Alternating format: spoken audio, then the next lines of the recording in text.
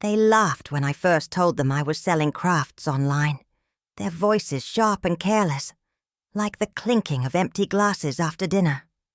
I remember the way their eyes slid past me, their conversations floating just above my head, as if I were invisible. For years I poured myself into this family, my time, my energy, and every dollar I could spare. Now, as I watch them congratulate themselves for their own small victories, I recognize the chill of betrayal. But I am not going to fall apart. My name is Margaret Carter, and this is my story. Before we dive in, where are you watching from? If you want to hear more stories like this, make sure you subscribe to the channel. Now, let me take you back to where it all began. "Mom, you're blocking the TV," John said without looking up from his phone. I stepped aside, carrying the laundry basket I'd been folding for the past hour. At 62, I should have been putting my feet up on Sunday afternoons, but here I was, still cleaning up after everyone. "Margaret, where's my blue shirt?" Frank called from upstairs. "In your closet, second drawer," I replied, though I knew he wouldn't look there first. I can't find it. I sighed and set down the basket. "I'll be right there." "Don't baby him, Mom," Emily said, not lifting her eyes from her laptop. "He's a grown man." "Says the woman who still brings her laundry here every weekend." John shot back. "At least I have a career that matters," Emily retorted. "Some of us can't live off Dad's pension forever." I climbed the stairs, ignoring their bickering. This was our Sunday routine, me cooking, cleaning, and mediating while they treated our home like a hotel. "Found it," I announced, holding up Frank's shirt from exactly where I'd said it would be. "Thanks, honey." He kissed my cheek absently. "What's for dinner?" "Roast chicken, mashed potatoes, green beans." Again. I bit my tongue. "I can make something else if you'd prefer." No, it's fine." Downstairs, I heard Lisa's voice joining the conversation. "David, can you help me with these bags? Margaret, I hope you don't mind. I bought a few things that need to go in the garage." More of her impulse purchases, no doubt. The garage was already cramped with boxes of my craft supplies, carefully organized and labeled. I'd been selling my handmade jewelry and home decor online for 3 years now, but nobody seemed to notice the extra income it brought in. "Mom, your internet thing is taking up too much space," John said as I returned to the living room.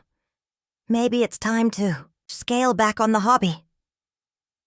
"It's not a hobby," I said quietly. "It's a business." Emily laughed. "Mom, selling a few trinkets online isn't a business. I run a real business." "I make $3,000 a month," I said. The room went quiet for exactly 2 seconds. "That's cute, Mom," Emily said, turning back to her laptop. "But that's not sustainable income." "Yeah, what happens when people stop wanting that stuff?" John added. "You need to be realistic." Lisa walked in, carrying more shopping bags. "Margaret, I really need some space in that garage. Can't you just keep your supplies in your bedroom or something?" I felt heat rise in my chest, but I kept my voice level. "Those supplies are organized for my business inventory. Moving them would—" "Business?" Lisa laughed. "Margaret, you make little crafts at your kitchen table. That's not a business." Rachel appeared in the doorway, home from college for the weekend. "Why is everyone being so mean to Mom?" "We're not being mean," John said. "We're being practical. Mom's got to face reality sometime." "What reality is that?" Rachel asked, sitting beside me on the couch. "That she's 62 years old and playing make-believe entrepreneur," Emily said without looking up.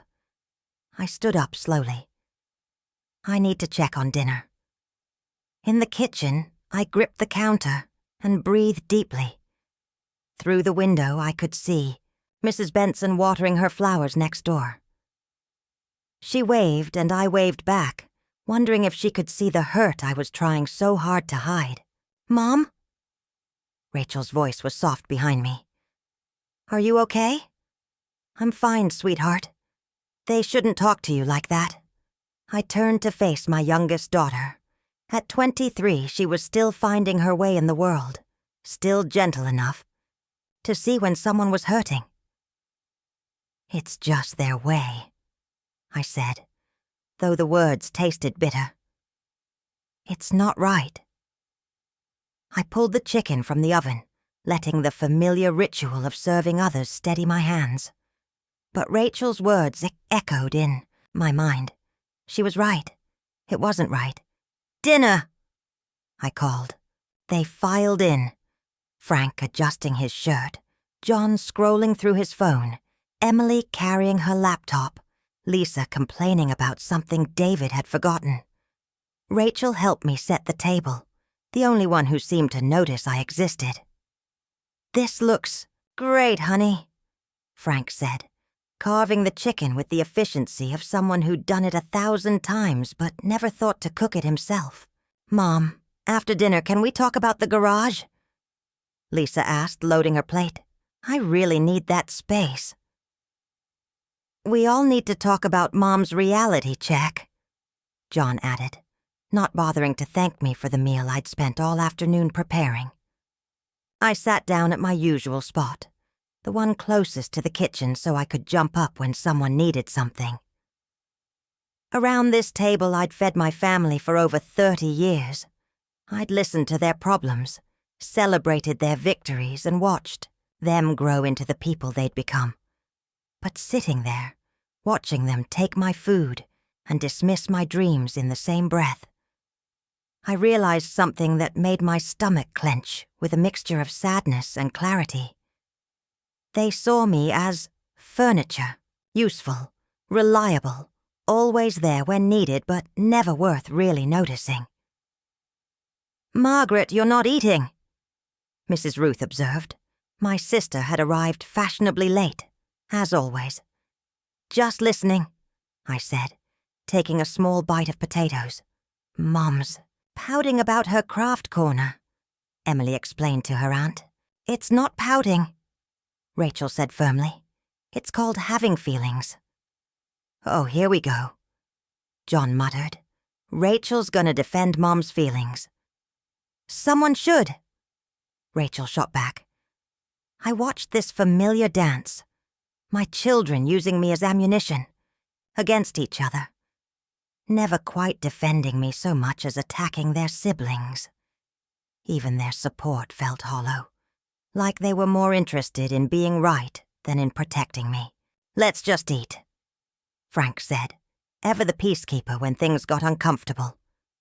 But I couldn't just eat. I couldn't pretend this was normal anymore. Something inside me had shifted, like a door creaking open after being locked for years. Was tired, bone-deep, soul-deep tired, of being invisible in my own home. "I'm expanding my business," I said quietly. The conversation stopped. "What do you mean?" John asked. "I'm going to need more space for inventory, and I'm hiring an assistant."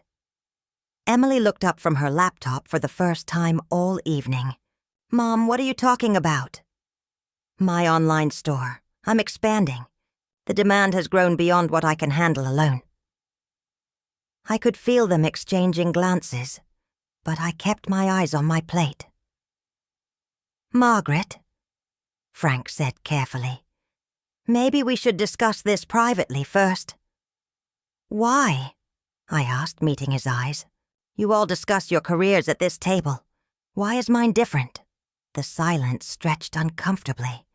"Because yours isn't real," Lisa said finally, as if she were explaining something to a child. And there it was, the truth they'd all been dancing around for 3 years. My work wasn't real. My income wasn't real. My dreams weren't real. I nodded, slowly, not in agreement, but in understanding. Finally, I understood exactly where I stood with my family. "Excuse me," I said, standing. "I need to check something in my office." I left them sitting at the table, probably relieved they could go back to their real conversations about their real lives. In my craft room, my office, though they'd never call it that, I sat among my creations and finally let myself feel the full weight of what had just happened. They didn't just dismiss my business, they dismissed me. But as I looked around at the jewelry displays, the organized inventory, the computer where I managed orders from customers who actually valued my work, I felt something else stirring alongside, the hurt, determination. "Margaret, can you make extra gravy today?" Lisa called from the living room. "David's mother is coming for dinner." I paused in my Sunday morning prep, the familiar weight of expectation settling on my shoulders. Extra. Gravy meant extra work, extra dishes, extra stress. But no one would ask if I minded. "Of course," I called back, though I'd already been cooking since 7 a.m. "And Mom," Emily added, appearing in the kitchen doorway, "can you not mention your little online thing today? David's mother is very traditional, and she might not understand." "Understand what exactly?" "You know, older women trying to be entrepreneurial. It might seem odd to her." I stared at my daughter, this woman I'd raised who'd built her own career on the foundation of my support and sacrifice. "You mean it might seem odd that I have my own income?" "Don't be dramatic, Mom. It's just that some people might see it as eccentric." "Eccentric? You know what I mean." I turned back to the stove, but my hands were shaking slightly as I stirred the gravy. "No, Emily. I don't know what you mean." "Margaret!" Frank's voice boomed from upstairs. "Where are my good pants?" "Closet!" I shouted back. "Which closet? The one where they always are?" Emily rolled her eyes. "He's hopeless. He's learned to be." I muttered. "What?" "Nothing. Can you set the table?" "I'm getting ready. Ask Rachel." Of course. Emily was always getting ready, always too busy, always too important for the actual work of family life. By noon, the house was full. John arrived with Lisa and their kids. Emily brought David and his mother. Rachel helped where she could, and Ruth showed up with store-bought rolls and apologies about not having time to bake. Mrs. Henderson, David's mother, was a thin woman with sharp eyes who seemed to catalog everything she saw. "What a lovely home," she said, though her gaze lingered, on the family photos covering every surface. My attempt to make our house feel warm and connected. "Thank you," I replied, wiping my hands on my apron. "Dinner will be ready in about 20 minutes. "Margaret does all the cooking," Lisa announced, as if this were some charming quirk, rather than an expectation that had somehow become my entire identity. "How wonderful," Mrs. Henderson said. "It's so rare to find women who still take pride in traditional homemaking." I smiled politely while internally screaming, "Traditional homemaking," as if I'd chosen this life instead of having it, chosen for me piece by piece, year by year. "Mom's actually quite the businesswoman, too," Rachel said, appearing beside me. I shot her a warning look, remembering Emily's request. "Oh?" Mrs. Henderson raised an eyebrow. "It's nothing major," Frank said quickly. "Margaret sells some crafts online. Just a little hobby."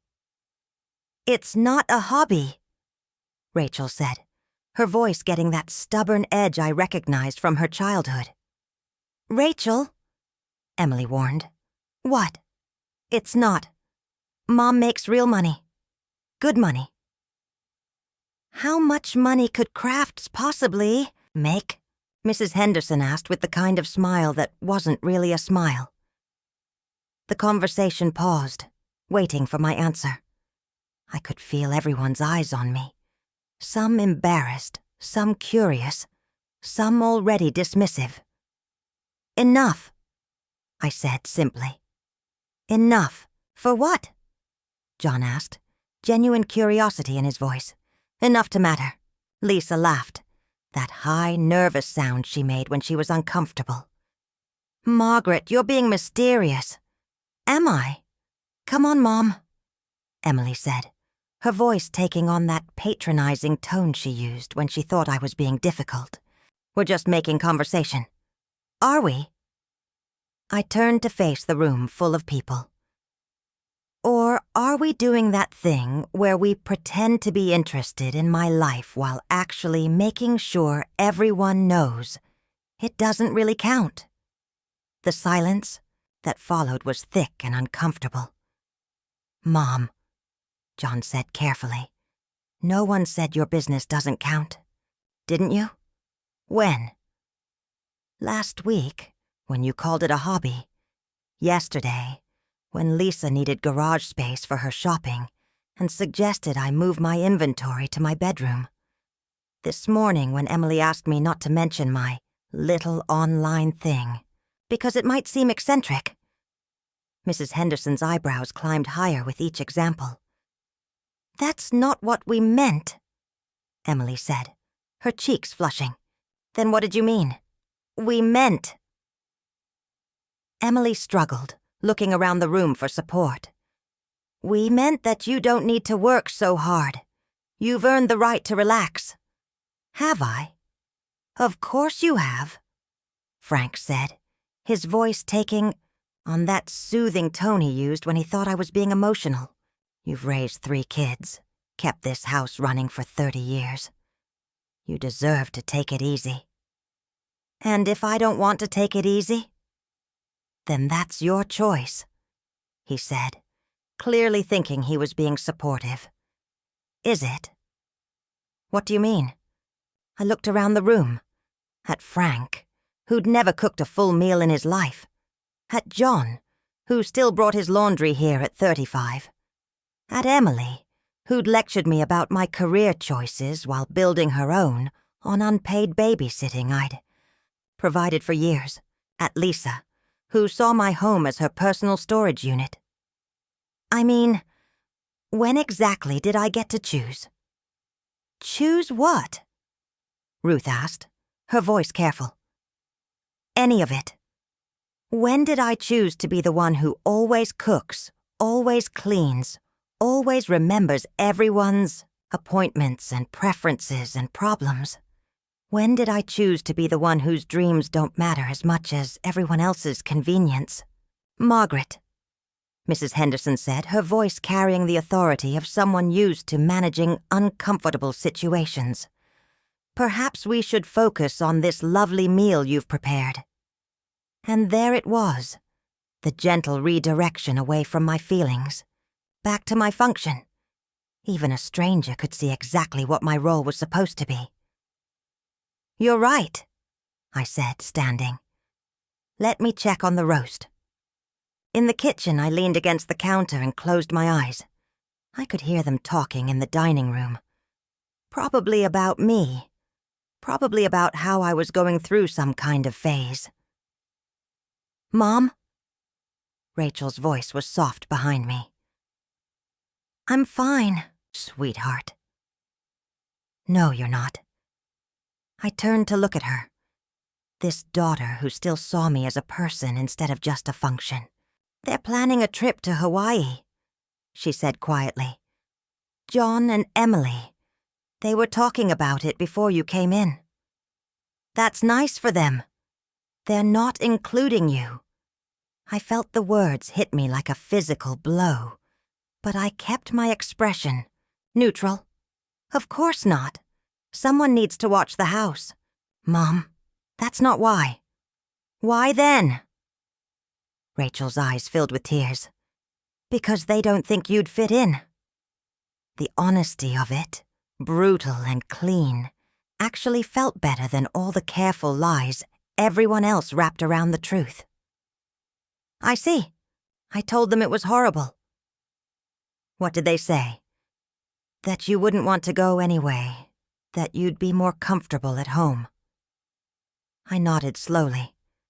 Comfortable at home. Code for, you're too old, too boring, too much work to include in our real lives. The roast is ready, I said, pulling it from the oven. Mom. Could you tell everyone dinner is served? Rachel hesitated, but eventually did as I asked. They filed into the dining room, talking and laughing, as if nothing had happened. Mrs. Henderson complimented the food with the kind of enthusiasm that felt like performance. Frank carved the roast with practiced efficiency.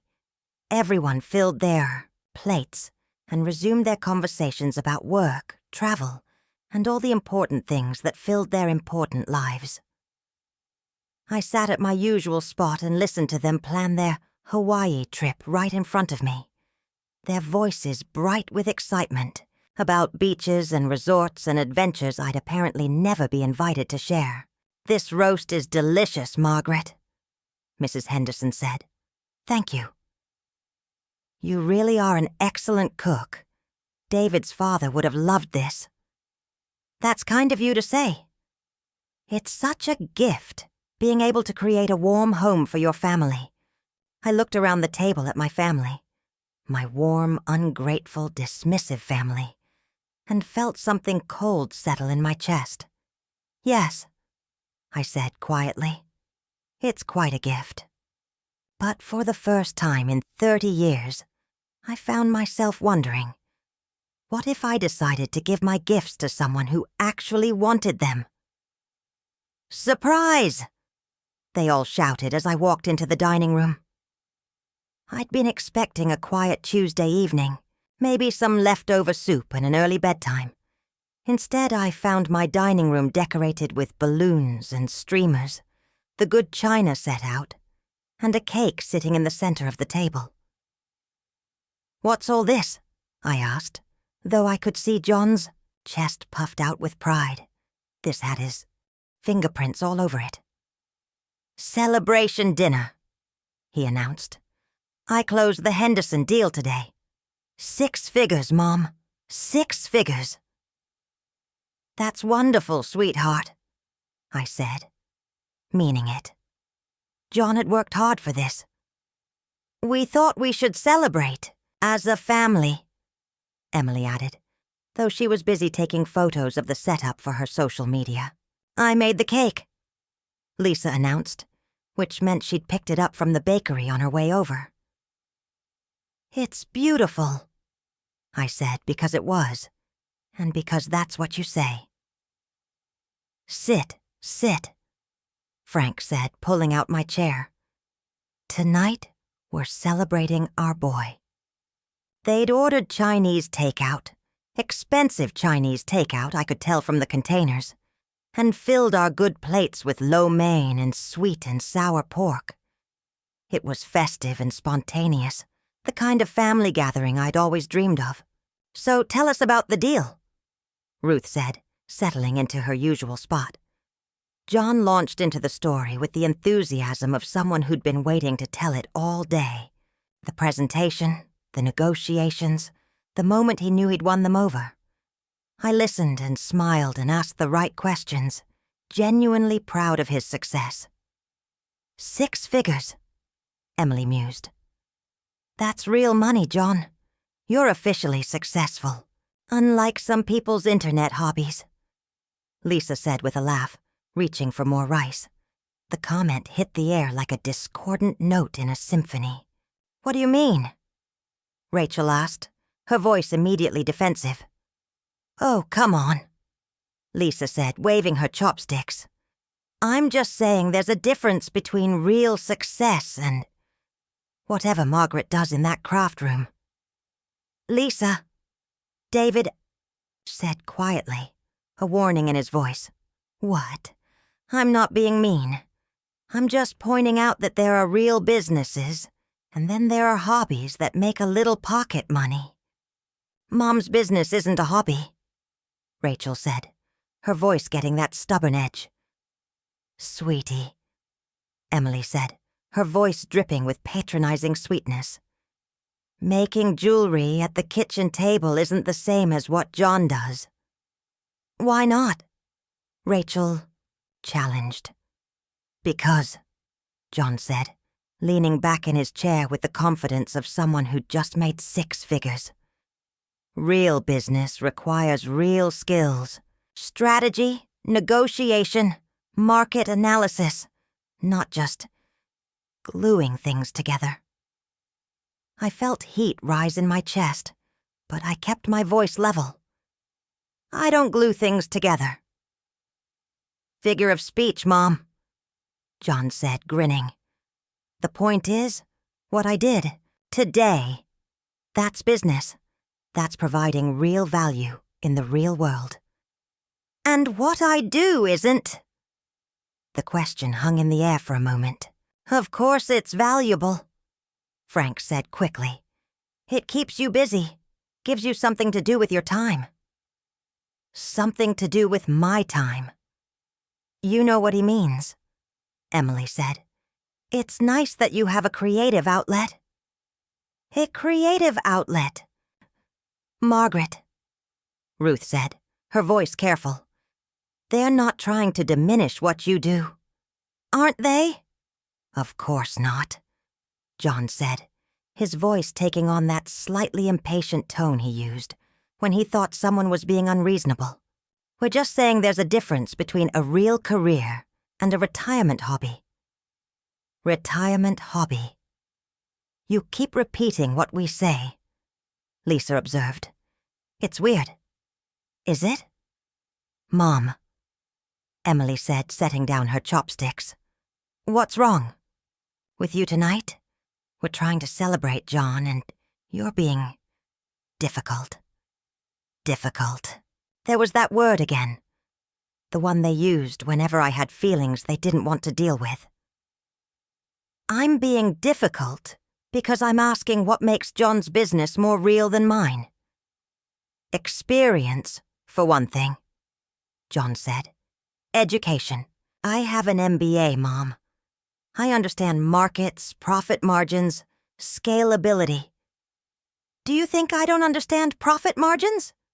He laughed. Actually laughed. Mom, come on. You sell crafts on Etsy or whatever. That's not the same as running a real company. What if it were more than Etsy? What do you mean? Emily asked. What if it were more than crafts? What if it were more money than you think? They exchanged glances, the kind of looks that said, Mom's having a moment. How much more? Frank asked, his voice gentle in the way it got when he thought I needed managing. What would it take for you to consider it real? Mom, John said, leaning forward with his best business school expression. It's not about the money. It's about sustainability, growth potential, market position. Numbers, I said quietly. You want numbers? Sure, he said indulgently. What numbers do you have? I looked around the table at their faces, amused, patient, slightly condescending. They were humoring me, letting me have my little moment before we got back to celebrating John's real success. Last month I made $12,000. The silence was immediate and complete. Excuse me? Emily said. 12,000. In October. It was a good month, but not unusual. More silence. That's impossible, Lisa said. Why? Because... She gestured vaguely at me. Because you make crafts. High-end jewelry and home decor, I corrected. Custom pieces. I have a waiting list. A waiting list? John's voice had lost its indulgent tone. 6 months out for custom work. 4 months for semi-custom. Mom, Emily said carefully. Are you making this up? The question hit me like a slap. Am I making it up? It's just that. $12,000. That's what I make at my corporate job. I know what you make, sweetheart. I also know what John makes, what your father's pension pays, and what Lisa spends on her shopping trips. I've been helping manage this family's finances for 30 years. But $12,000? Frank's voice was bewildered. From crafts? From business, I corrected. My business. Where's the money? John asked, his MBA training kicking in. If you're making that much, where is it? In my business account. Your business account? Emily's voice pitched higher. You have a business account? I have several accounts. Business checking, business savings, a separate investment account for growth capital. They stared at me like I'd announced I was secretly a spy. Why didn't you tell us? Frank asked. I looked at him. This man I'd been married to for 35 years, who'd never once asked about my hobby, beyond whether it was making a mess in the kitchen. When would I have told you? Between dismissing it as gluing things together and calling it a retirement hobby. That's not fair, John said. Isn't it? We didn't know, because you didn't ask. We asked. Emily protested. We've asked about your little business. Have you? Or have you made jokes about my internet thing and complained about my supplies taking up space? The silence stretched uncomfortable and long. $12,000, Ruth said finally, her voice filled with something between awe and hurt. Margaret, I had no idea. Nobody did. But why keep it secret? Lisa asked, though her voice had lost its earlier dismissiveness. I looked around the table at their faces, confused, slightly betrayed, definitely shaken. They'd built their understanding of our family hierarchy on the assumption that I was the supporter, not the producer, that I was valuable for what I did for them, not what I accomplished on my own. I didn't keep it secret, I said quietly. I kept trying to tell you, but every time I mentioned my business, you called it a hobby. Every time I talked about my success, you changed the subject. Every time I asked for space or support, you treated it like an inconvenience. We didn't realize? Frank started. That's the problem, I said, standing up slowly. You didn't realize because you didn't want to. It was easier to think of me as the woman who makes little crafts than the woman who might not need you as much as you need me. I walked to the kitchen and returned with my laptop, setting it on the table among the takeout containers and celebratory cake. What are you doing? Emily asked. Showing you my little internet thing. I pulled up my website, my order management system, my customer reviews, my profit and loss statements. One by one, I turned the screen toward them, watching their faces change as the numbers became real. This is actually impressive, John said, his business training overriding his shock. Your profit margins are incredible, Emily added, leaning closer to the screen. How long has this been going on? Frank asked. 3 years of serious growth, 7 years total. 7 years? Ruth's voice was small. You've been doing this for 7 years. Building it, yes. But you all were so convinced it was just a hobby that I stopped trying to correct you. Lisa was unusually quiet, staring at the laptop screen with something that looked like dawning realization. Mom, Rachel said softly, why didn't you make us listen? I looked at my youngest daughter, the only one who'd ever seemed to see me as more than a function. Because I spent 30 years learning that my voice doesn't carry much weight in this family. The words fell into the silence like stones into deep water. That's not true, Frank said, but his voice lacked conviction. When's the last time any of you asked my opinion about something important? When's the last time you considered my schedule before making plans? When's the last time you treated my work as seriously as you treat your own? They looked at each other, searching for examples, coming up empty. "We're proud of you," John said finally. This is really something, Mom." But I could hear the bewilderment in his voice, the slight resentment that I'd disrupted their understanding of how our family worked. "Are you?" I asked. "Or are you just surprised that your retirement hobby mother turned out to be more successful than you expected?" "Both," Emily said with startling honesty. "I'm proud and I'm confused. Why didn't you fight harder to make us take you seriously?" I closed the laptop and looked around the table at my family. My complicated, dismissive, beloved family who'd just discovered I was a person they didn't really know. "Because I was tired," I said simply. "And because I finally decided that I didn't need your permission to be successful." The celebration cake sat untouched in the center of the table, a sweet reminder of how quickly everything could change. John's six-figure deal was still worth celebrating, but suddenly, it wasn't the only success in the room. And for the first time in 30 years, I wasn't sure if that made them proud or threatened. "Margaret, we need to talk." I looked up from my morning coffee to find Frank standing in the kitchen doorway, still in his pajamas, his hair sticking up at odd angles. It was Thursday morning, 2 days after the dinner revelation, and the house had been unusually quiet. "About what?" "About this business of yours. About why you didn't tell me." I sipped my coffee slowly, buying time. "I tried to tell you." "No, you didn't. Not really." He sat across from me at the kitchen table, the same table where I'd built my first jewelry pieces 7 years ago. $12,000 a month, Margaret. That's not hobby money." "No, it's not.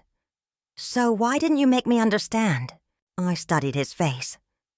This man I'd been married to for 35 years, who was just now asking me a question he should have asked years ago. Because every time I brought it up, you changed the subject or made a joke or asked me to help you find something. I didn't mean to dismiss you, but you did. He was quiet for a long moment, staring into his coffee cup. "What else don't I know?" The question was bigger than he realized, and I wasn't sure I was ready to answer it honestly. "Frank, when's the last time you asked me what I wanted?"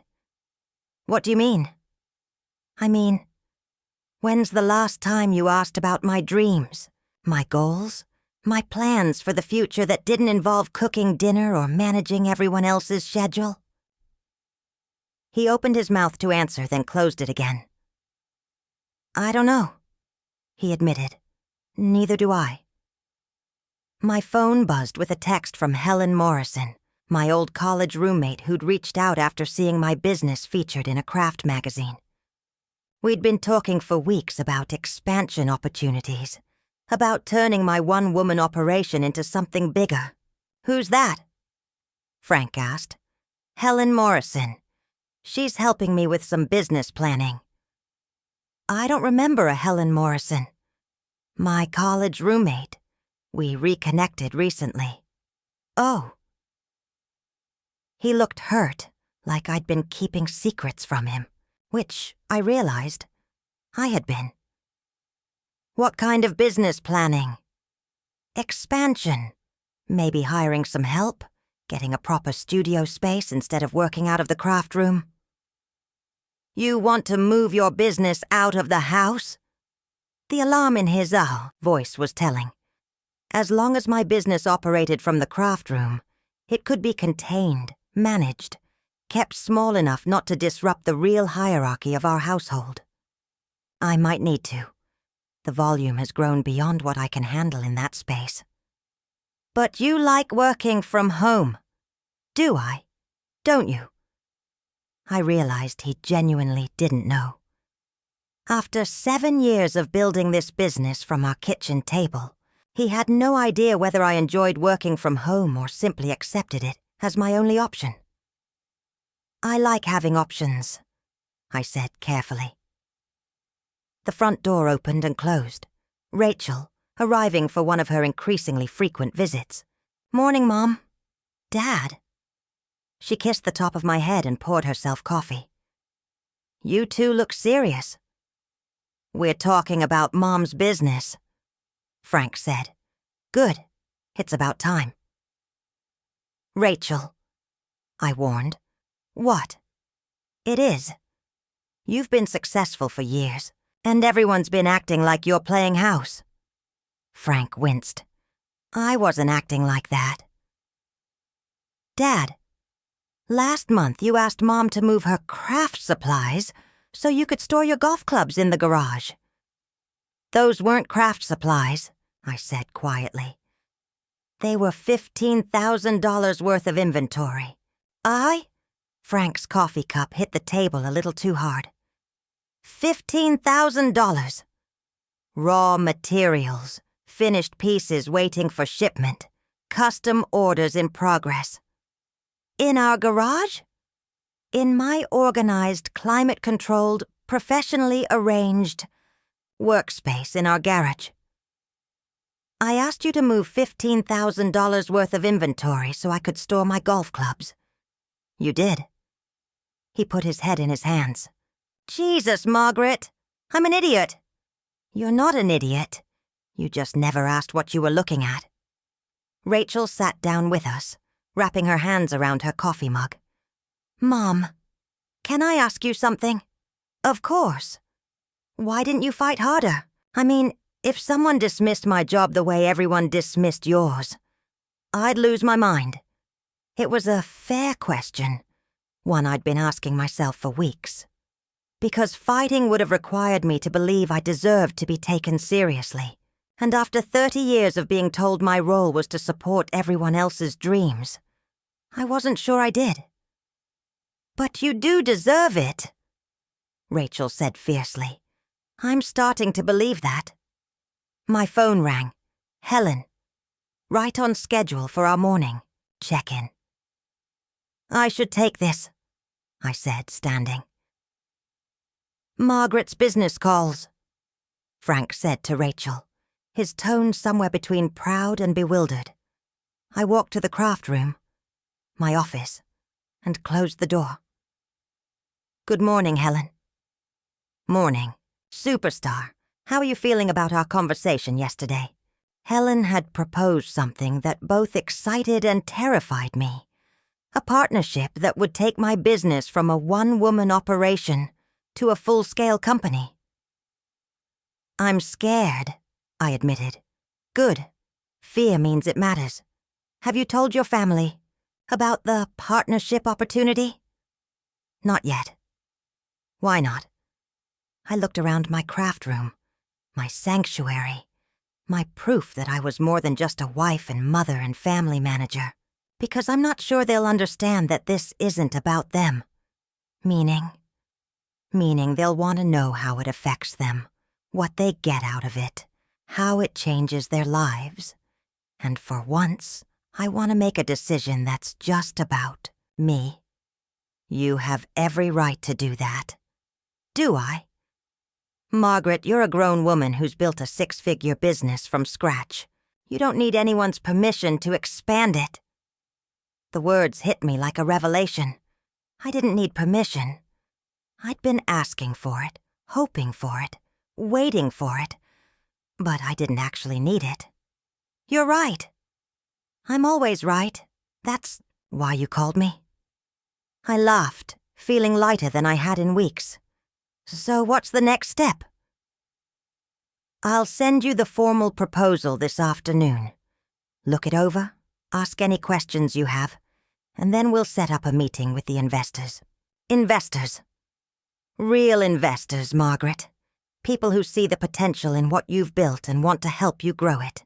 After we hung up, I sat in my office chair, surrounded by my creations, and allowed myself to imagine a future where my business wasn't confined to the corners of my family's life. A knock on the door interrupted my thoughts. "Come in." Rachel peered around the door. "Sorry to interrupt. Dad's making breakfast." "Dad's making breakfast?" "Pancakes. He said he figured it was time he learned how to cook something besides coffee." I followed her to the kitchen where Frank was indeed standing at the stove, spatula in hand, looking determined and slightly panicked. "Need help?" I asked. "No," he said firmly. "I've got this." The pancakes were a little burnt around the edges, but they were edible, and the gesture meant more than the execution. "These are good, Dad," Rachel said diplomatically. "They're terrible," Frank replied, "but they're mine." "It's a start," I said, taking a bite. "Margaret, I've been thinking about what you said earlier, about not asking what you wanted." "Okay, I want to ask now. What do you want?" It was such a simple question, but I realized I hadn't been asked it in years. Not about the big things, the important things, the things that shape the direction of a life. "I want to expand my business. I want to hire employees, get a proper studio. Maybe start to teaching other women how to build their own businesses." "That sounds amazing. I want to travel. Not just to your sister's house or the kids' graduations, but real travel. Places I've never been, experiences I've never had." "We could do that together." "I want to do some of it alone." The words hung in the air between us. Frank's face went through several expressions before settling on something that looked like understanding. "Because you've never been alone. Because I've never had the chance to find out who I am when I'm not taking care of everyone else. That's fair," he said quietly. "Is it?" "Yes, it scares me, but it's fair." Rachel watched this exchange with the fascination of someone witnessing a fundamental shift in the world order. "Mom," she said, "can I ask you something else?" "Sure." "Are you angry with us? With all of us?" I considered the question carefully. Was I angry?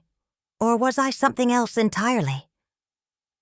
"I'm disappointed," I said finally. "I'm disappointed that it took me showing you profit margins to get your attention. I'm disappointed that you all assumed I was less capable than I am. But mostly, I'm disappointed in myself for not demanding better." "You're demanding it now," Frank observed. "I'm considering it." "What's the difference?" "Demanding it would mean making changes whether you like them or not. Considering it means I'm still waiting to see how you react." "And what if we react badly?" It was a good question. One that got to the heart of everything I'd been struggling with. "Then I'll have to decide whether your approval is more important than my growth." "And what do you think you'll decide?" I looked at my husband and my daughter, these people I loved more than anything, and felt something shift inside me like a door opening. "I think," I said slowly, "that I've spent 30 years making decisions based on what other people needed.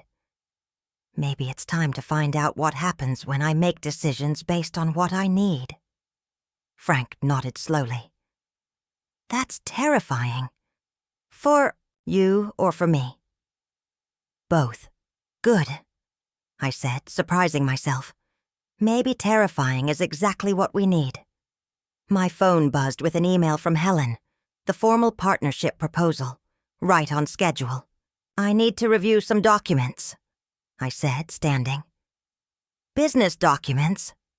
Rachel asked. "Very important business documents."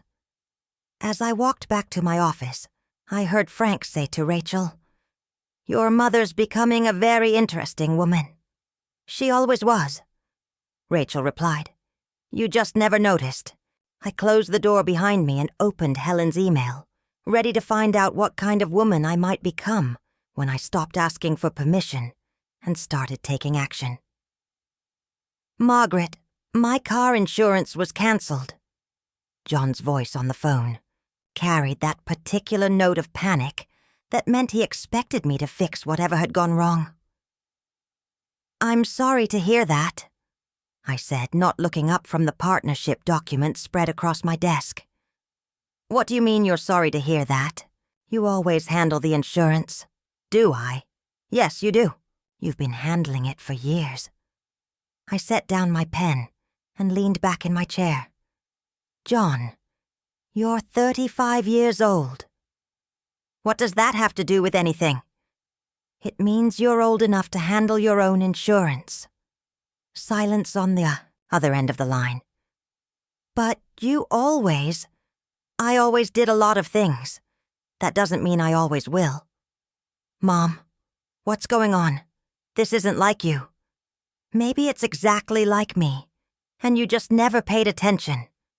I could hear him breathing, on the other end, trying to process this new version of his mother, who didn't automatically solve his problems. Fine, he said, his voice tight with frustration. I'll handle it myself. Good. He hung up without saying goodbye, which would have hurt my feelings a week ago. Today it felt like progress. My phone buzzed with a text from Emily. Grant, application deadline is tomorrow. Can you call and get an extension? I stared at the message for a long moment, then typed back, no. The response was immediate. What do you mean, no? I mean, I can't call and get you an extension on your grant application. Why not? Because it's your grant application. But you're good at talking to people about this stuff. So, are you? You have an MBA and 10 years of corporate experience. Mom, I'm swamped at work. I just need you to make one phone call. I looked at the partnership proposal on my desk, at the investor meeting schedule Helen had sent, at the website, redesign mock-ups that needed my review. I'm swamped too, I typed. With what? With my business. There was a long pause before her next message. Right, sorry. I forgot you have a real business now. The sarcasm stung, but not as much as it would have before. Instead of getting defensive, I felt something else. Clarity. Yes, I typed back. I do. An hour later, Frank appeared in my office doorway. The kids are upset with you. I know. John called, said you refused to help him with his insurance. I didn't. Refused to help. I refused to do it for him. What's the difference? I turned away from my computer to face him. Help would be showing him how to call his insurance company or explaining what coverage he needs. Doing it for him is what I've been doing for 35 years, and it hasn't made him any more capable. But he's busy. So am I. Frank looked genuinely surprised. With what?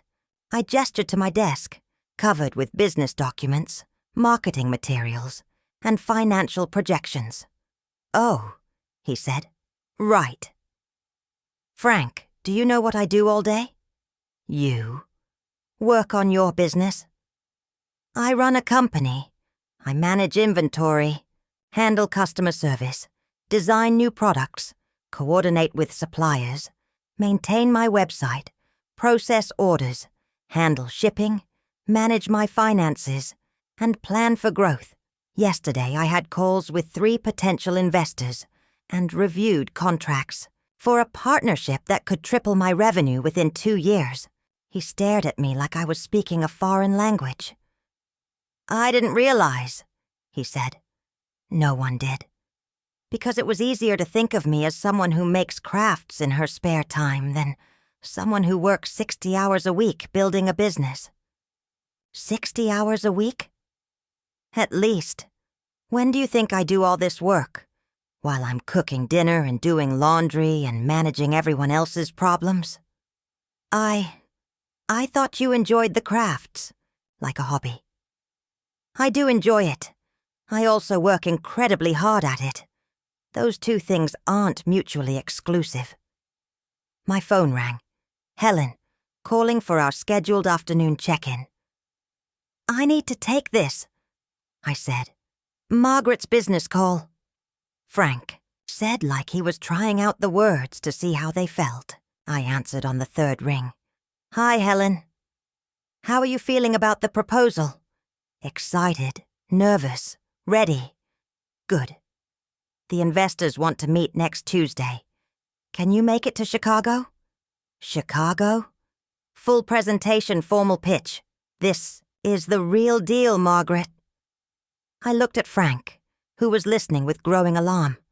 Yes, I said. I can make it to Chicago. Excellent. I'll email you the details. After I hung up, Frank sat down heavily in the chair across from my desk. Chicago? Business meeting. You're going to Chicago for business? Tuesday through Thursday. But what about dinner? What about the grocery shopping? What about it? Who's going to handle everything while you're gone? I looked at him. This man who'd been an adult for 63 years but had somehow forgotten how to feed himself or manage a household. The same person who handled it before I existed. That's not fair, isn't it? Margaret, I don't know how to do half the things you do. Then, you'll learn. What if I can't? Then you'll figure it out. You're intelligent, capable, and perfectly able to manage your own life. You just chose not to, because it was easier to let me do it. He looked genuinely distressed, like I was abandoning him instead of simply refusing to be his unpaid personal assistant anymore. This isn't like you, he said. Everyone keeps saying that. But maybe this is exactly like me, and you just never bothered to find out. The doorbell rang, followed by the sound of Lisa's voice calling through the house. Margaret, where are you? I need to store some things in the garage. I sighed and stood up. Let me guess, Frank said. More shopping bags. Probably. I walked to the front door, where Lisa stood surrounded by department store bags and boxes. Perfect timing, she said. I got some amazing deals today, but David says I can't bring them inside until I clean out some space. Can I just put them in your garage, temporarily? No. She blinked at me. What? No. You can't store your shopping in my garage. Why not? You have all that space now that you moved your craft stuff. I didn't move my craft stuff. I moved my business inventory to a proper storage facility because I need professional space for professional work. Margaret, I just need to store a few things. Lisa, you have your own home with your own storage space. Why don't you use that? Because it's full. Then maybe you should stop buying things you don't have room for. She stared at me, like I'd grown a second head. Are you seriously going to make me haul all this back to my car? I'm seriously going to decline to solve a problem you created for yourself. This is ridiculous. You're being ridiculous. Am I? Yes. It's just a few boxes. Why are you being so difficult? Because just a few boxes always turns into half my garage, and I need that space for my business. Your business, she said, making air quotes. Right. Something cold settled in my chest. My business that made $47,000 last quarter. My business that employs 3 freelance contractors and has a waiting list of customers who value my work enough to pay premium prices for it. My business that's successful enough to attract investor interest and partnership offers. Lisa's mouth fell open. But even if it weren't successful, I continued, it would still be more important than your inability to stop buying things you don't need. Margaret. Lisa, I've spent 5 years watching you fill my garage with impulse. purchases while complaining that my organized, profitable, professional business was taking up too much space. I'm done pretending that makes sense. She looked between me and Frank, clearly expecting him to intervene on her behalf. "Frank," she said. He looked at me, then at her, then back at me. "Margaret's right," he said quietly. "It's her garage." Lisa's face flushed red. "Fine. But don't expect me to keep pretending your little craft business is some big success story." "I don't expect anything from you," I said. "That's the point." She grabbed her bags and stormed out, slamming the door behind her. Frank and I stood in the sudden quiet of our hallway. "That felt good," I said, surprising myself. "Did it?" "It felt honest." "She's not going to forgive you for that." "I'm not sure I care." Frank studied my face like he was seeing me for the first time. "You're really changing, aren't you?" "I'm really tired of being taken for granted." "Is there a difference?" I thought about it. Yes, changing implies I'm becoming someone new, but I think I'm just becoming someone I should have been all along. My phone buzzed with another text from Emily. "Never mind about the grant. I called them myself. Got the extension." I smiled and showed Frank the message. "See?" I said. "She was perfectly capable of handling it herself." "So why didn't she do that in the first place?" "Because it was easier to ask me to do it. Just like it was easier for John to let me handle his insurance, and easier for Lisa to use my garage as her personal storage unit. And easier for me to let you handle everything else." "Yes." He was quiet for a long moment. "I'm sorry," he said finally. "For what?" "For not seeing you. For not asking. For making you feel invisible in your own home." The apology was simple and honest, and it meant more than he probably realized. "Thank you," I said. "What can I do to change?" "That?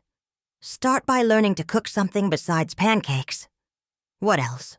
"Handle your own appointments, your own schedule, your own problems. Ask me about my day and actually listen to the answer. Treat my work with the same respect you'd want for your own." "That's it? That's everything?" He nodded slowly. "I can do that." "Can you?" "I can try." It wasn't a grand gesture or a dramatic declaration, but it felt like the beginning of something real. "I'm going to Chicago on Tuesday," I said. "I know." "I'm excited about it." "You should be. It sounds important." "It is important. To me." "Then it's important to me too." For the first time in weeks, I felt like we might actually be having a conversation between equals instead of a negotiation between a manager and her dependent. "I love you," I said. "I love you too. The real you. Not just the version that takes care of everyone else." "Good," I said. "Because that's the only version you're getting from now on." "Mom, whose car is that in the driveway?" Emily's voice carried that particular note of suspicion she'd perfected in childhood, the one that meant she'd noticed something outside her understanding of how the world worked. I looked up from the financial reports I was reviewing at the kitchen table. Through the window, I could see my new Lexus SUV gleaming silver in the morning sun. "It's mine." "Yours?" "Yes." "Since when do you have a Lexus?" "Since yesterday." Emily set down her purse and stared at me. "Mom, what's going on?" "I bought a car." "I can see that. Why?" I closed the laptop and gave her my full attention, because my old car was 12 years old and I could afford a new one. "But a Lexus?" "Is there something wrong with Lexus?" "No, it's expensive." "Yes, it is." "Mom, where did you get the money for a Lexus?" The question hung in the air between us, loaded with assumptions about who I was supposed to be and what I was supposed to want. From my business. Your business made enough money to buy a Lexus? My business makes enough money to buy whatever I need. Emily pulled out a chair and sat down across from me, her expression shifting from confusion to something sharper. How much money are we talking about? Why? Because I want to understand what's happening here. What's happening here is that your mother turned out to be more successful than you expected. Mom, that's not what I meant. Isn't it? John's voice interrupted us from the front door. Whose Lexus is blocking my parking spot? Mine, I called back. He appeared in the kitchen doorway, his expression matching Emily's. Yours? Good morning to you too, John. Mom, you bought a Lexus? I did. When? Yesterday. Why didn't you tell us? I looked at my 2 oldest children, both successful professionals in their own right, both acting like I'd committed some kind of betrayal by making a purchase with my own money. Do you tell me when you buy cars? That's different. Emily said, how? Because we have jobs. She caught herself, but not fast enough. And I don't. That's not what I meant. Then what did you mean? John sat down, clearly sensing this was going to be a longer conversation than he'd anticipated. We meant that we didn't realize your business was doing well enough for you to afford luxury cars. It's doing well enough for me to afford a lot of things. Like what? Emily asked. Like the kitchen renovation I'm planning. Like the vacation I'm taking next month. Like the investment property I'm considering. Their faces were a study, in shock and something that looked uncomfortably like resentment. Investment property? John's voice was carefully controlled. Helen found a small commercial building that would be perfect for my studio expansion. Helen. My business partner. Your business partner? Emily's voice pitched higher. Mom, when did you get a business partner? When my business grew beyond what one person could handle. But you never said anything about a partner. You never asked about my business beyond whether it was making a mess in the kitchen. The silence that followed was thick with unspoken accusations and hurt feelings on both sides. We're asking now, John said finally. Are you? Or are you demanding explanations for how I spend my own money? We're concerned, Emily said. About what? About you making major financial decisions without talking to Dad. I talked to Dad. You did? I did. I also talked to my accountant, my financial advisor, and my attorney. You have an attorney. John's business training was clearly kicking in. I have several attorneys. Corporate law, intellectual property, contract negotiations. They stared at me like I was speaking in code. Mom, Emily said carefully, exactly how big is this business? Big enough. That's not an answer. It's the only answer you're getting until you start treating me like a competent adult instead of a child who needs your supervision. We don't treat you like a child, John protested, don't you? No. Then why are you questioning my right to buy a car with my own money? Because it's not like you, Emily said. There's that phrase again. What phrase? It's not like you. You keep saying that, but what you really mean is, it doesn't fit our understanding of who you're supposed to be. Frank's voice interrupted from the hallway. Good morning, everyone. Dad, John said, standing. Did you know Mom bought a Lexus? I did. We test drove it together on Tuesday. And you're okay with it? Frank poured himself coffee and joined us at the table. Why wouldn't I be okay with my wife buying herself a car with money she earned? Because it's expensive, Emily said. So are the cars you two drive. That's different. How? Emily struggled for an answer. That didn't sound condescending. Because we're at the stage of our careers where expensive cars make sense, and your mother isn't? She's retired. No, I said quietly. I'm not. What? I'm not retired. I'm running a growing business that requires 60+ hours a week of my time and attention. But you're 62. So most people your age are winding down their careers, not starting new ones. I didn't start a new career. I built this business over 7 years while you all assumed I was playing with crafts. The doorbell rang, and Helen's voice called out, "Margaret, are you ready for the studio tour?" "Be right there," I called back, standing. "Who's that?" Emily asked. "Helen, my business partner. We're looking at commercial spaces today." "Can we meet her?" John asked. I studied their faces, trying to determine whether their interest was genuine or whether they wanted to evaluate Helen for signs that she was taking advantage of their naive mother. "If you'd like." I opened the front door to find Helen standing, with a stack of property listings and a tablet full of financial projections. "Good morning, superstar. Ready to find your empire headquarters?" "Helen," I said. "These are my children, John and Emily." Helen's face lit up with genuine interest. "The MBA and the corporate climber. Margaret talks about you two all the time." "She does?" Emily looked surprised. "Of course. She's incredibly proud of your successes.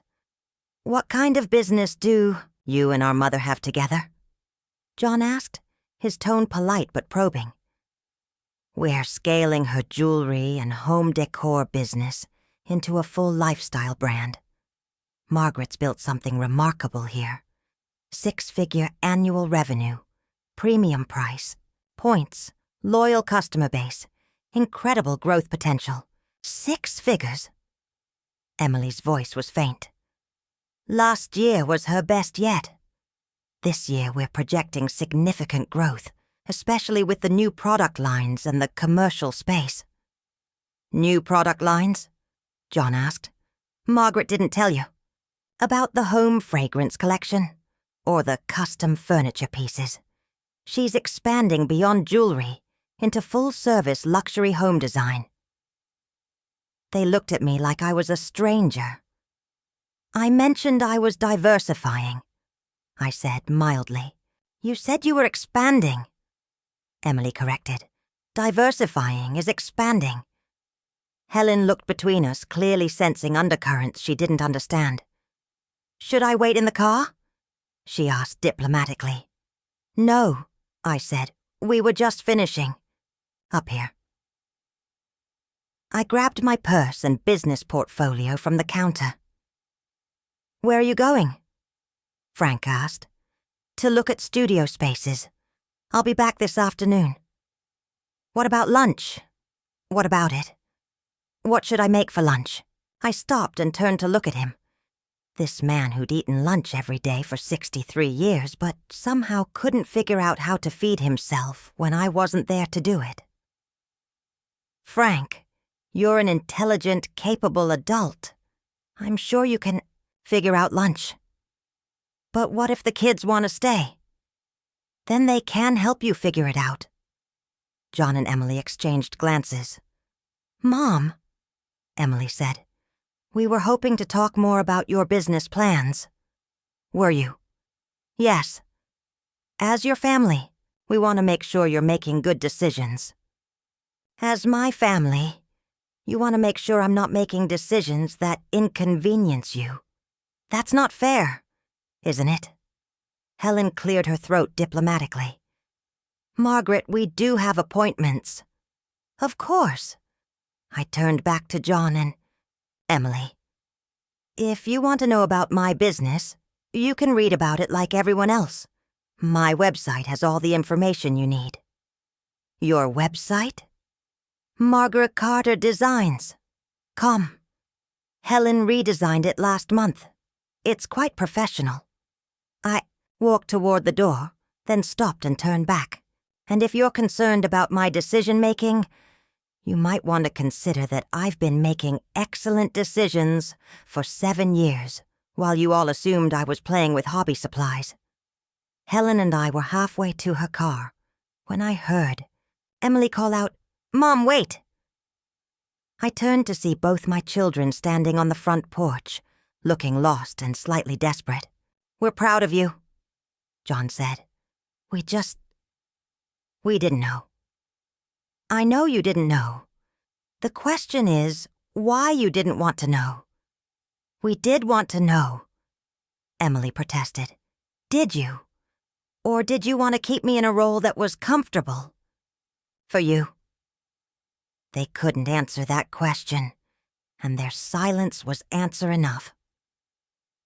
"I'll be home this afternoon," I said. "We can talk more then, if you want to actually listen, instead of just questioning my competence." As Helen and I drove away, she glanced at me in the passenger seat. "Family dynamics are complicated," she observed. "They're about to get more complicated." "How so?" "Because I'm not going to keep pretending to be smaller than I am to make them comfortable." "Good for you." "Is it? Margaret, you've built something incredible. You deserve to enjoy it without apologizing or explaining yourself to people who should be celebrating your success.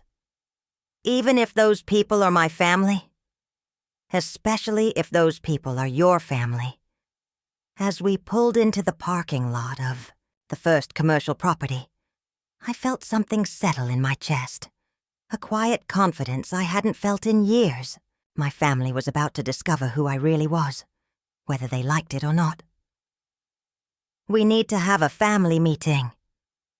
John's voice on Sunday morning carried the weight of someone who'd been thinking all week and didn't like his conclusions. "About what?" I asked, though I already knew. "About your business, about these changes, about what's happening to this family." I was in my office, reviewing contracts for the new studio space Helen and I had found. A beautiful converted warehouse, with perfect lighting and room for expansion. The lease was ready to sign, pending my final approval. "What's happening to this family?" "You know what I mean." "No, John, I don't. Why don't you explain it to me?" A long pause. "Can you just come to the living room? Everyone's here." Everyone. That was interesting. I saved my work and walked to the living room to find them all arranged like a tribunal. John and Lisa on the couch, Emily and David in the chairs, Frank in his recliner looking uncomfortable, Ruth perched on the ottoman, and Rachel curled up on the floor looking like she'd rather be anywhere else. "This looks official," I said, taking the remaining chair. "It is official," Emily said. "We're concerned about you." "All of you." "Most of us," John corrected, glancing at Rachel. "I see. What are you concerned about?" "About the decisions you're making," Lisa said. "About how quickly you're changing things." "What decisions concern you?" "The car, the business partner, the studio space." "My decisions about my business with my money?" "It's not just your money," Emily said. "It's family money." The room went very quiet. "I'm sorry," I said carefully. "Could you repeat that?" "The money from your business. It's not just yours. You built it while living in this house, using our garage, with Dad.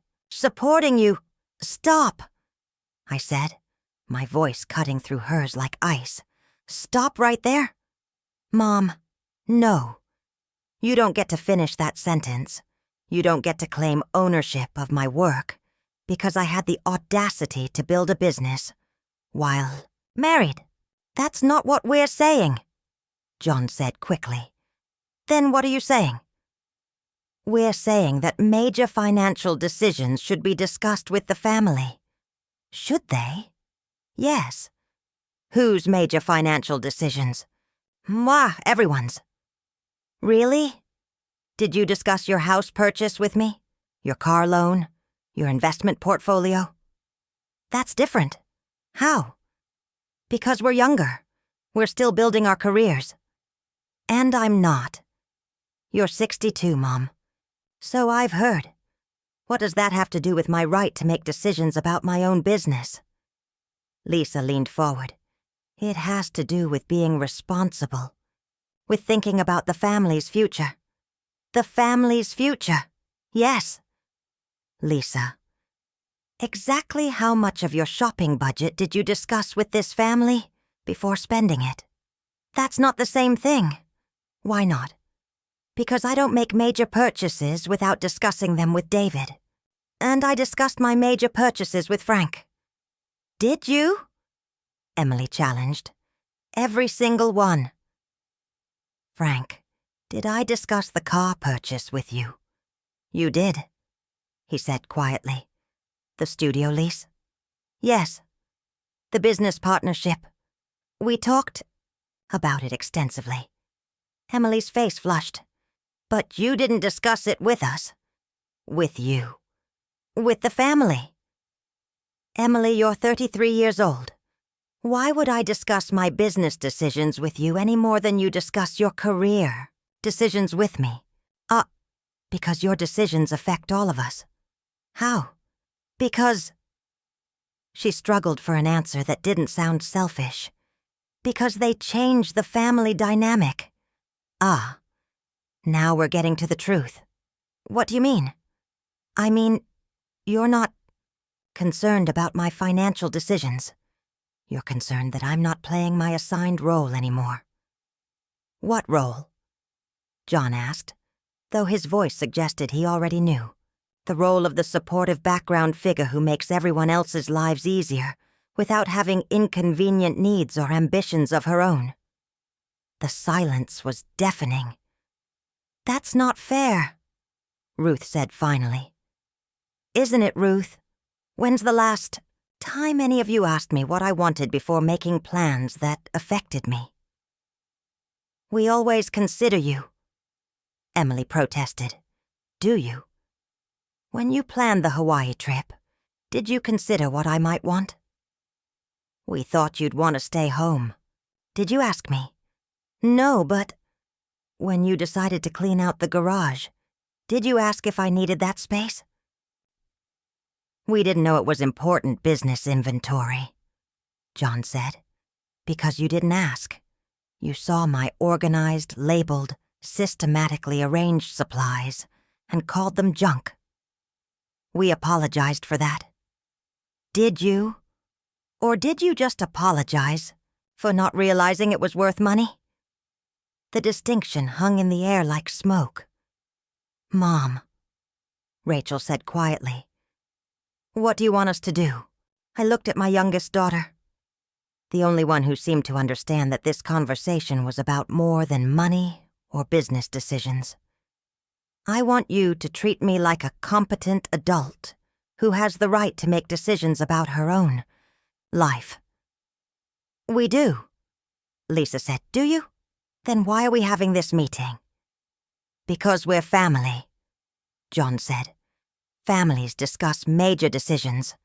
Families discuss major decisions that affect the family. My business success doesn't affect any of you unless you choose to let it. But it does affect us, Emily said. You're different.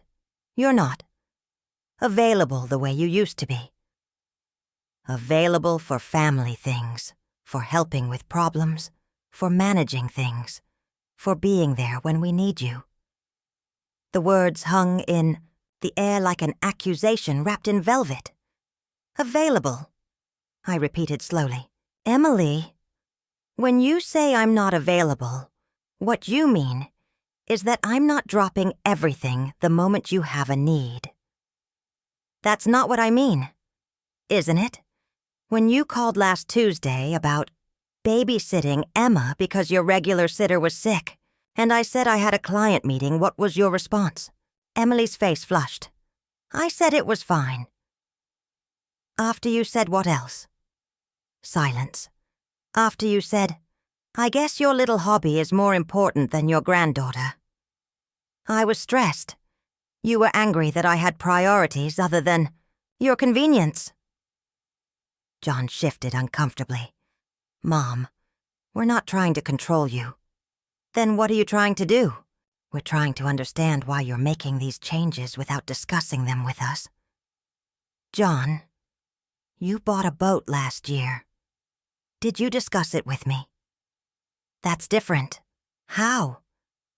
Because I'm financially independent. The words hit the room like a thunderclap. I'm sorry, I said, my voice dangerously quiet. Could you repeat that? John's eyes widened as he realized what he'd said. You didn't mean to say that you consider me financially dependent on you. No, you meant that despite the fact that I've been running a profitable business for 8 years, despite the fact that I've contributed to this household's expenses for decades, despite the fact that I've never asked any of you for money, you still see me as your dependent.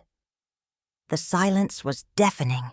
John, I continued, my voice steady as steel. Exactly how much do you think my business earns? I don't know. A few hundred a month? Emily?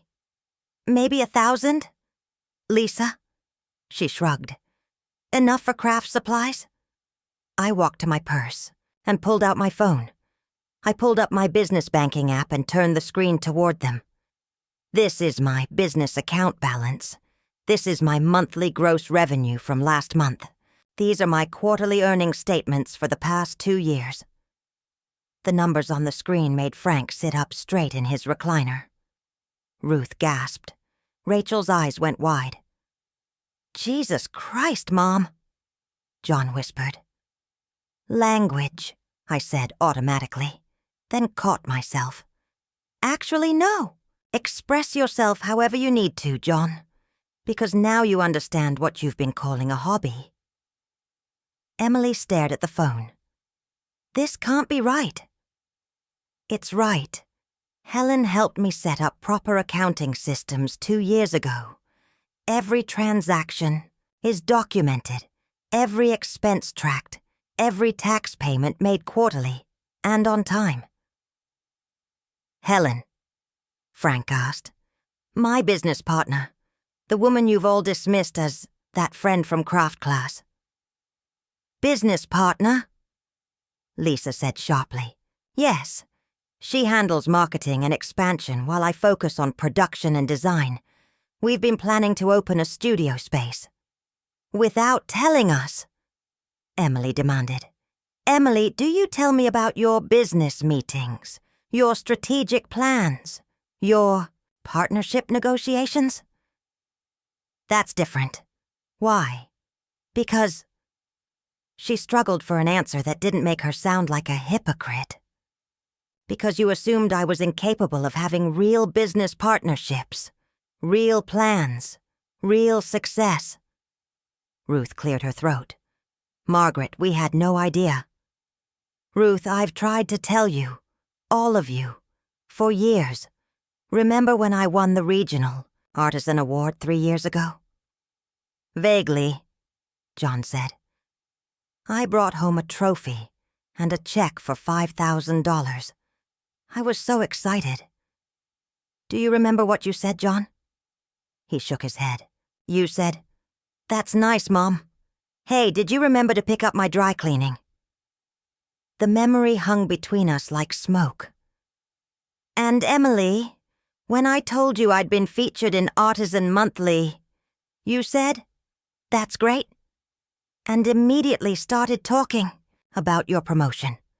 Frank, when I showed you the letter from the Small Business Association inviting me to speak at their conference, you asked if I'd recorded your shows while I was out. Each example landed like a physical blow. I could see them remembering, see the recognition dawning in their faces. But the real moment I understood how you saw me," I continued, "was 6 months ago. Rachel, you remember?" Rachel nodded, tears in her eyes. "I had the flu. Really sick. And Lisa, you called to ask if I could still make cupcakes for Emma's class party because you'd already promised the teacher homemade ones."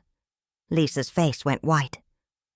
I was running a fever of 102, but I dragged myself to the kitchen because I couldn't bear the thought of disappointing my granddaughter. "And when I delivered those cupcakes, Lisa, what did you say to the other mothers?" "I don't remember." "You said, 'Thank God for mothers-in-law with nothing else to do.'" The words landed like a slap. Lisa opened her mouth to protest, then closed it. "Nothing else to do," I repeated. A woman running a 6-figure business had nothing else to do but bake cupcakes while sick with the flu. Frank finally spoke. "Margaret, I had no idea the business was so successful." "Frank, I've tried to share this with you. Every month, I update you on the numbers. Every quarter, I show you the tax payments. Every year I explain how much the business contributes to our household budget." "What did you think I was talking about?" I thought. He trailed off. "You thought what?"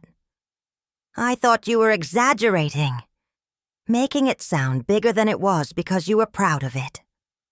The admission hit me like a physical blow. My own husband thought I was lying about my success.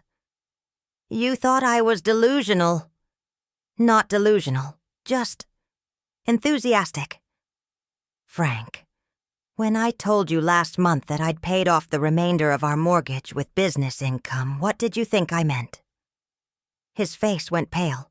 "I thought you meant you'd made a small extra payment." "Our mortgage is gone, Frank. Paid in full. From my business income." The room was silent except for the ticking of the mantel clock. This house, the house where I built my business in the garage you wanted to clean out, is now completely owned by us.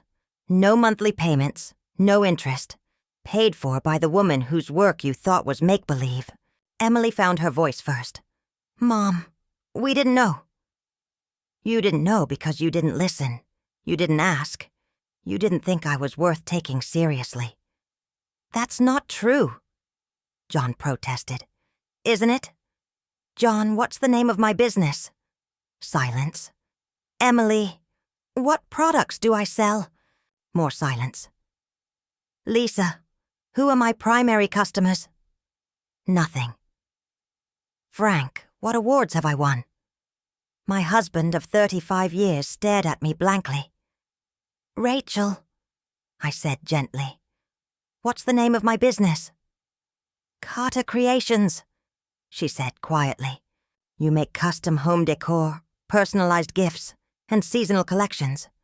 Your customers are mostly women aged 35 to 65 who want something unique for their homes.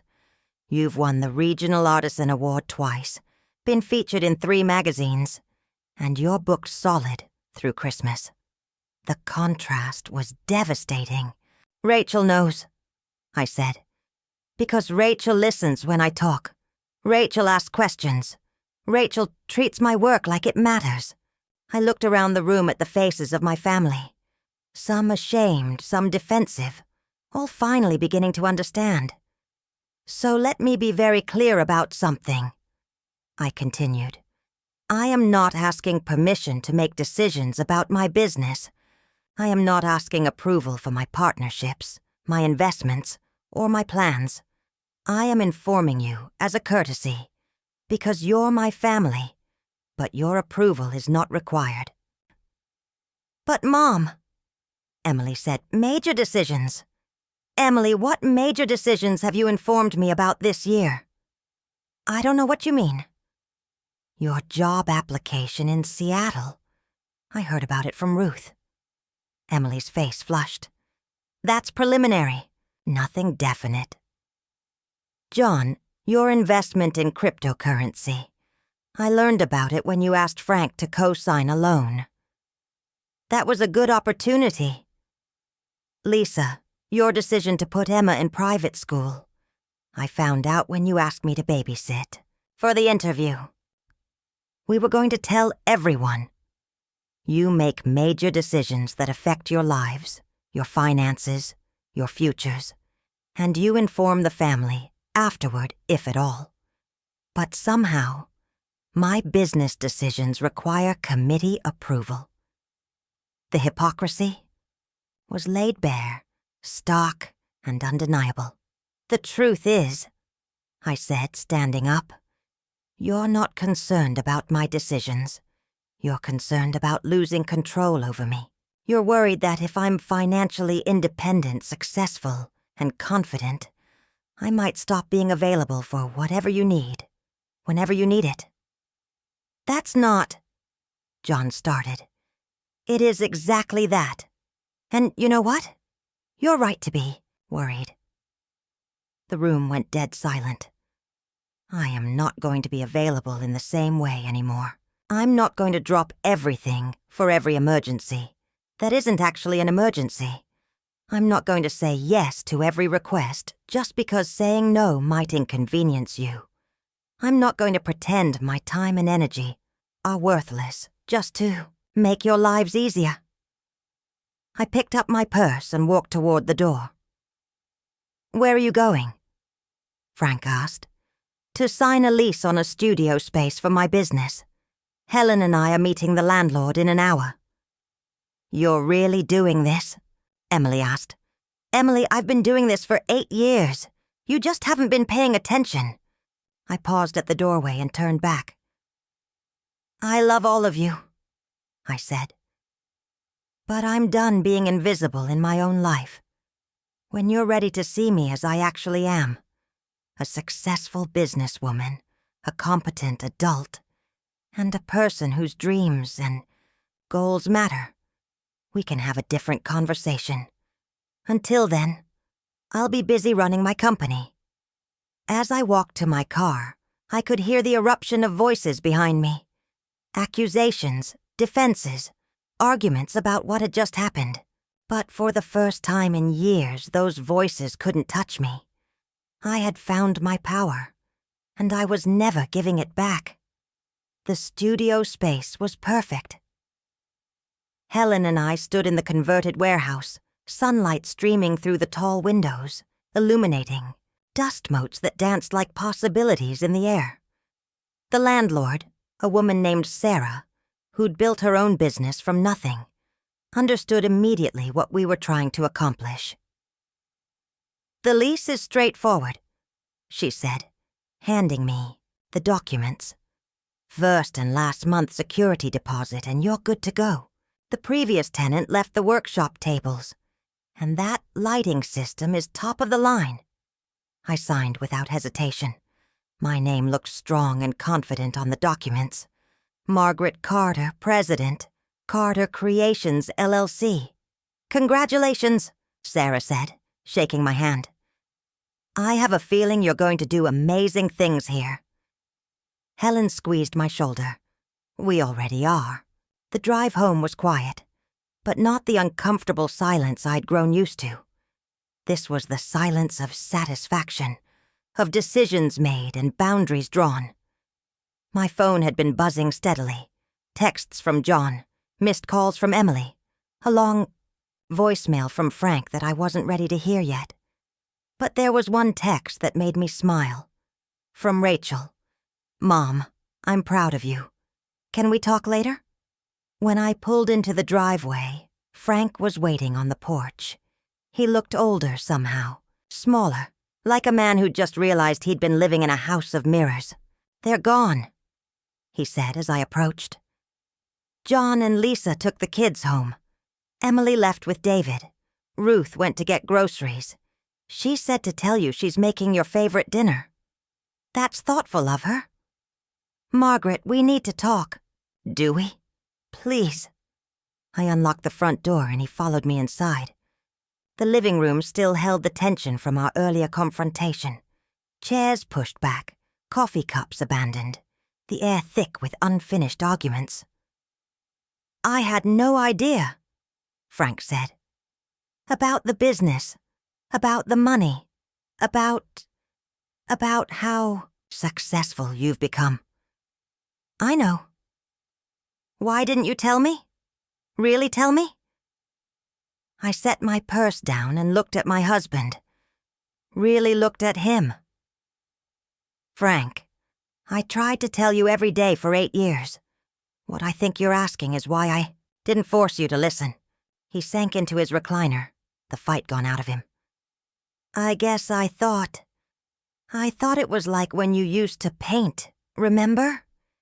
You'd get excited about a painting class or a new technique, and then you'd move on to something else. I stopped painting because you complained about the smell of the turpentine. I did. You said it gave you headaches, so I stopped. The memory seemed to hit him like a physical blow. Margaret, I'm sorry, I'm so sorry. I know you are. Can we fix this? I sat down across from him, in the chair I'd occupied during the family tribunal. Frank, what do you think needs fixing? Our marriage, our family, the way we've been treating you. What way is that? He struggled with the words. Like you don't matter. Like your dreams don't count. Like you're here to make everyone else's life easier and that's enough. The admission hung between us, honest and painful. Frank, do you want to fix it because you realize it was wrong? Or because you're afraid of losing the benefits of having me play that role? Both, he said, and I respected his honesty. I'm ashamed to say both. At least, you're being truthful. What can I do? How can I make this right? I thought about it carefully. This wasn't a moment for quick forgiveness or easy answers. This was a moment that would define the rest of our marriage. You can start by learning about my business. Really learning. Ask me questions. Look at my work. Understand what I've built. I will. You can stop expecting me to manage every detail of your life. Your appointments, your bills, your schedule. You're a grown man, Frank. Act like one. He nodded. And you can never again dismiss something I care about as a hobby or a phase. My work matters. My dreams matter. My time matters. They do. You're right. They do. We sat in silence for a moment, both of us processing the magnitude of what had shifted between us. The kids are angry, he said eventually. Some of them. Emily called me after she left. She's furious. She says you embarrassed her. I told her the truth. If that's embarrassing, perhaps she should examine why.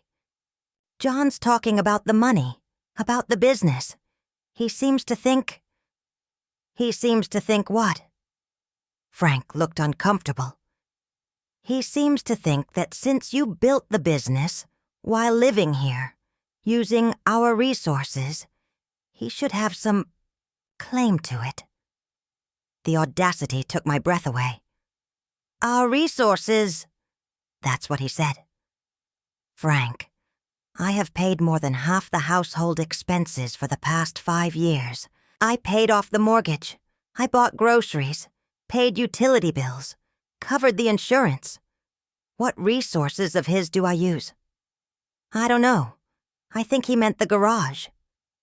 The garage that I organized, maintained, and used for legitimate business purposes while he stored his old golf clubs and camping equipment he never uses. Margaret, I'm just telling you what he said. And what did you tell him? Frank was quiet for a long moment. I told him he was wrong. I told him the business is yours, and if he wanted a piece of something, he should build it himself. I felt something inside me relax slightly. You stood up for me? I did. For once in my life, I stood up for my wife. How did that feel? He managed a small smile. Terrifying, but right. My phone buzzed with another text. This time it was from Helen. The contractor can start the studio renovation next week. Are you ready for this adventure? I typed back, more ready than I've ever been. Helen? Frank asked. Yes. We're expanding the business. Opening a proper studio where I can teach classes, host workshops, maybe even retail some of our pieces. That sounds incredible. It is incredible. And Frank? I'm going to be traveling more. Trade, shows, craft fairs, business conferences. I've been turning down opportunities for years because I thought I needed to be available for everyone else's needs. I understand. Do you? Because this means I won't be here to manage your life anymore. You'll need to make your own doctors, appointments. Remember your own social obligations. Handle your own problems. I can do that. Can you? Because 35 years of having me do everything has left you pretty dependent. He was quiet, considering this. You're right. I don't even know the password to our bank account. There is no our bank account anymore, Frank. There's your account and my account. I've separated our finances. His face went pale. What does that mean? It means you're responsible for your own expenses now. I'll continue to pay my share of household costs, but, not covering your golf membership, your subscriptions, your impulse purchases, or your debts. Margaret, that's a huge change. Yes, it is. And if you can't handle it, if you need someone to manage your money and your life, then you need to find a different arrangement, because I'm done being your unpaid personal assistant. The words were hard, but not cruel. They were the truth, spoken with the clarity that comes from finally understanding your own worth. Frank nodded slowly. I deserve that. I deserve all of this. This isn't about what you deserve, Frank. It's about what I deserve. And I deserve a partner, not another dependent. Ruth came home then, her arms full of grocery bags, her face carefully neutral. She'd always been the peacekeeper, the one who smoothed over family tensions and pretended everything was fine. How did it go with the studio? She asked, setting down the bags. We signed the lease. We start renovations next week. That's wonderful. She looked between Frank and me, assessing the temperature of the room. Are you two all right? We're talking, I said. Really talking. Maybe for the first time in years. Good. That's good. Ruth started unpacking groceries, her movements efficient and familiar. I invited Rachel for dinner. I hope that's all right. Of course. Just Rachel. Just Rachel, I thought. I thought maybe we needed a quiet evening. Just family who actually want to be here. An hour later, Rachel arrived with flowers and a bottle of wine. My youngest daughter looked more relaxed than I'd seen her in months, like she'd been holding her breath and could finally exhale. Mom, she said, hugging me tight. I'm so proud of what you did today. You don't think I was too harsh? I think you were honest. Finally. Over dinner, I told them about the studio, about the expansion plans, about the opportunities I'd been turning down for years. Rachel asked thoughtful questions about marketing and customer demographics. Frank listened, really listened, asking about profit margins and growth projections. Ruth talked about her own abandoned dreams, wondering aloud if it was too late to pursue them. It's never too late, I said. I'm 62 and just beginning to understand what I'm capable of. What about John and Emily? Rachel asked carefully. What about them? Are you done with them? I considered the question seriously.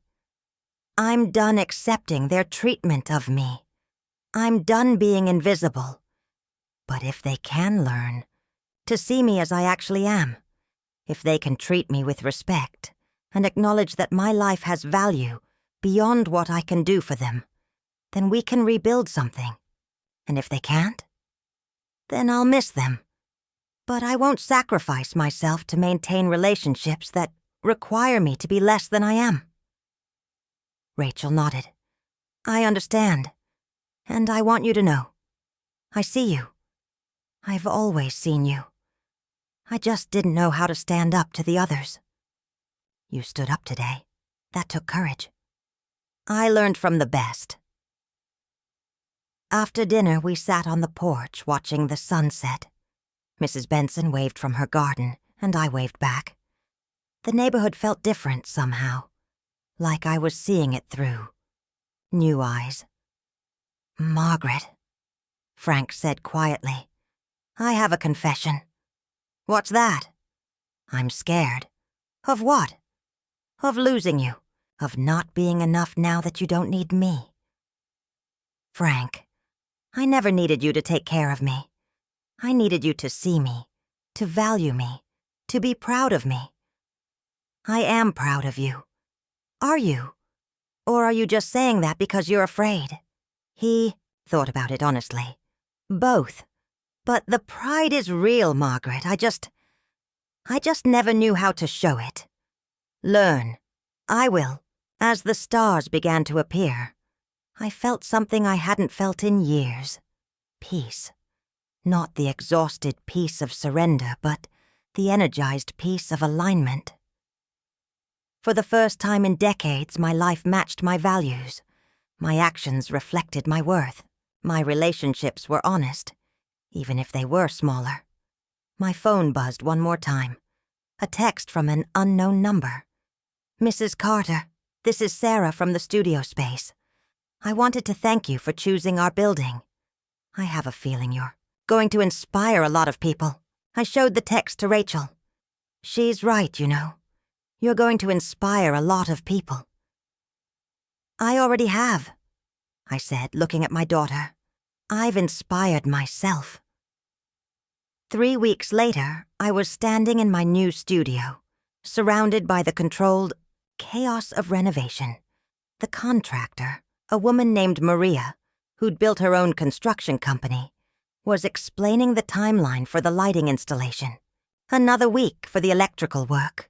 Then we can install your display cases, she said, consulting her tablet. You'll be ready for your grand opening by the 1st of next month. Helen emerged from what would become our office space, covered in dust but grinning. The computer setup is perfect. We'll have a proper point-of-sale system, inventory management, everything. I never imagined, I said, looking around at the space that was becoming everything I'd dreamed of. You imagined, Helen corrected. You just never believed you deserved to have it. My phone rang. Emily's name appeared on the screen. This was the first time she'd called since our confrontation 3 weeks ago. I should take this, I told Helen. Mom? Emily's voice was smaller than usual. Hello, Emily. I wanted to. I need to talk to you. I'm listening. Can I come see you? At your studio? The word came out awkwardly, like she was still adjusting to the reality of it. Of course. I'll text you the address. An hour later, Emily stood in the doorway of my studio, looking around with undisguised amazement. She was dressed for her work, but her usual confidence seemed muted. This is incredible, she said quietly. Thank you. I had no idea. I mean, I knew you said you were successful, but seeing this... She gestured around the space. This is real. Very real. We walked through the space together, and I found myself explaining the layout, the workflow, the vision Helen and I had developed. Emily listened without interrupting, asking questions that showed she was actually processing what I was telling her. Mom, I owe you an apology. Do you? I've been thinking about what you said, about how we treated you, about how I treated you. And you were right about all of it. She sat down on one of the workshop stools, looking suddenly exhausted.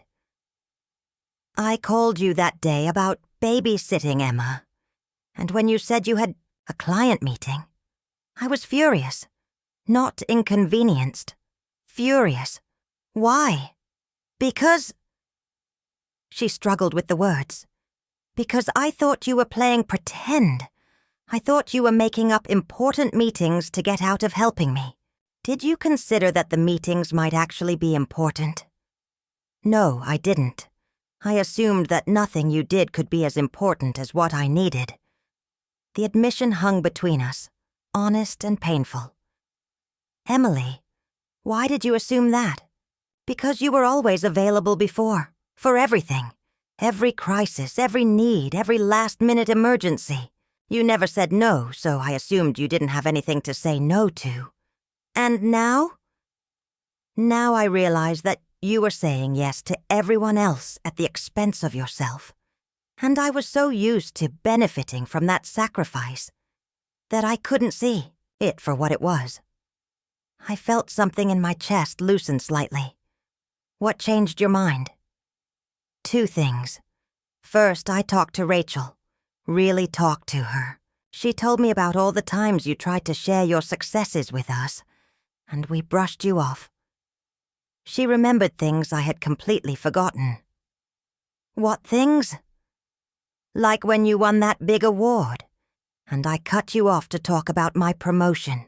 Or when you tried to show us that magazine article about your work, and John said he didn't have time for craft stuff.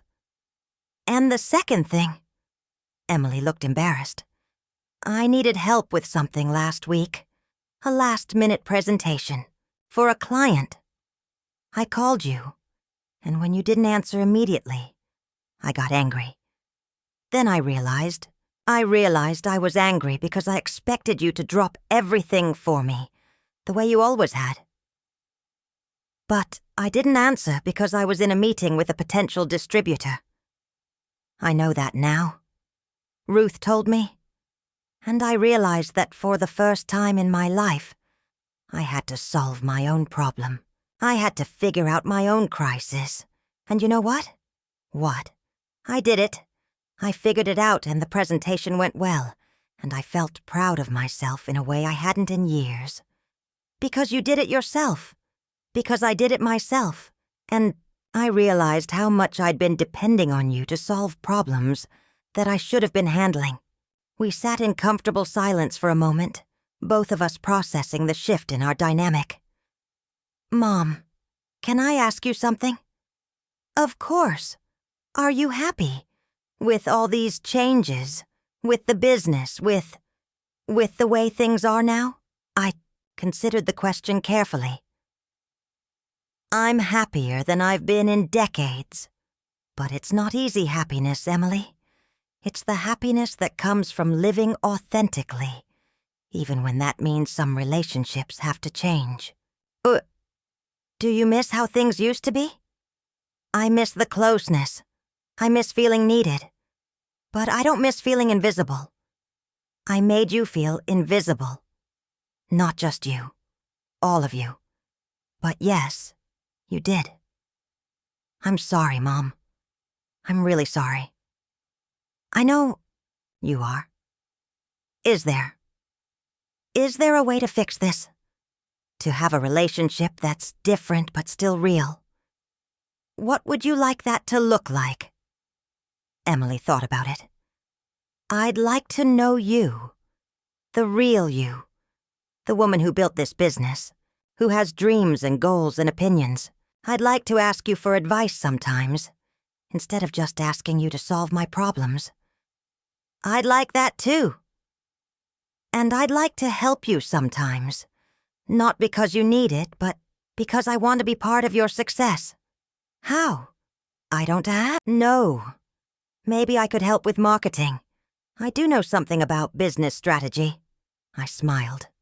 I'd like that, as long as you understand that it's my business, my decisions, my vision. I understand, I promise. We spent the next hour talking about the business, about my plans for expansion, about the challenges of building something from nothing. Emily asked thoughtful questions and offered insights that were actually useful. For the first time in years, we talked as equals. As she was leaving, Emily paused at the door. "Mom, John called me yesterday." "About what?" "He's still angry. About the money, about the business, about you not discussing things with the family." "I see. He's talking about... He thinks you owe the family something. A share of the business, or at least a say in major decisions."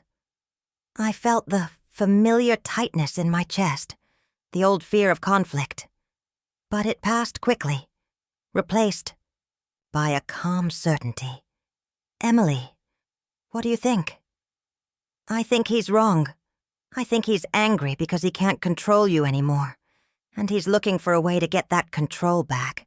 "Doctor, and what did you tell him?" "I told him that the business is yours, that you built it, and that none of us have any claim to it." She paused. "I told him that if he can't accept that, he's going to lose you entirely." "How did he respond?"